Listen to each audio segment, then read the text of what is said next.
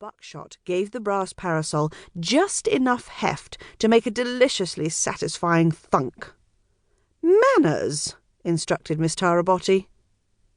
The vampire howled in pain and sat back down on the treacle tart. Alexia followed up her advantage with a vicious prod between the vampire's legs. His howl went quite a bit higher in pitch, and he crumpled into a fetal position. While Miss Tarabotti was a proper English young lady, aside from not having a soul and being half Italian, she did spend quite a bit more time than most other young ladies riding and walking, and was therefore unexpectedly strong. Miss Tarabotti leaped forward, as much as one could leap in full triple-layered underskirts, draped bustle and ruffled taffeta topskirt, and bent over the vampire. He was clutching at his indelicate bits and writhing about. The pain would not last long, given his supernatural healing ability, but it hurt most decidedly in the interim. Alexia pulled a long wooden hair stick out of her elaborate coiffure. Blushing at her own temerity, she ripped open his shirt front, which was cheap and overly starched, and poked at his chest right over the heart.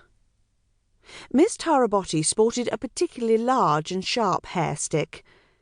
With her free hand she made certain to touch his chest, as only physical contact would nullify his supernatural abilities. "Desist that horrible noise immediately," she instructed the creature.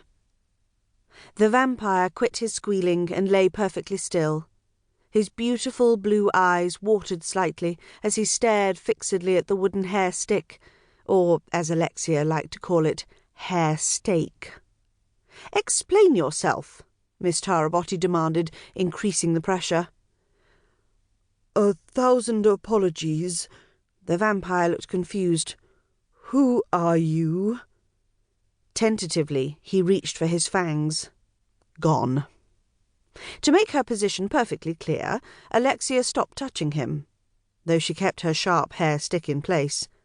His fangs grew back. He gasped in amazement. "What are you? I thought you were a lady, alone. It would be my right to feed, if you were left this carelessly unattended. Please, I did not mean to presume." He lisped around his fangs, real panic in his eyes. Alexia, finding it hard not to laugh at the lisp, said, "There is no cause for you to be so overly dramatic. Your hive queen will have told you of my kind." She returned her hand to his chest once more. The vampire's fangs retracted. He looked at her as though she had suddenly sprouted whiskers and hissed at him. Miss Tarabotti was surprised. Supernatural creatures, be they vampires, werewolves, or ghosts, owed their existence to an overabundance of soul, an excess that refused to die. Most knew that others like Miss Tarabotti existed, born without any soul at all.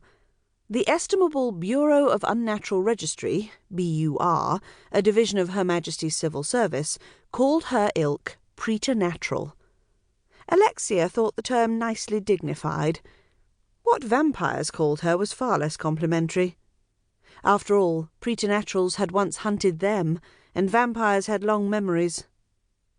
Natural daylight persons were kept in the dark, so to speak, but any vampire worth his blood should know a preternatural's touch.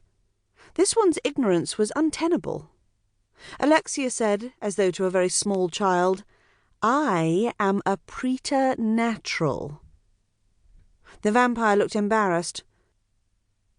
"Of course you are," he agreed, obviously still not quite comprehending. "Again, my apologies, lovely one. I am overwhelmed to meet you. You are my first—" He stumbled over the word. "Preternatural." He frowned. "Not supernatural, not natural, of course. How foolish of me not to see the dichotomy." His eyes narrowed into craftiness.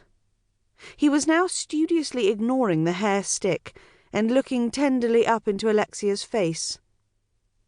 Miss Tarabotti knew full well her own feminine appeal. The kindest compliment her face could ever hope to garner was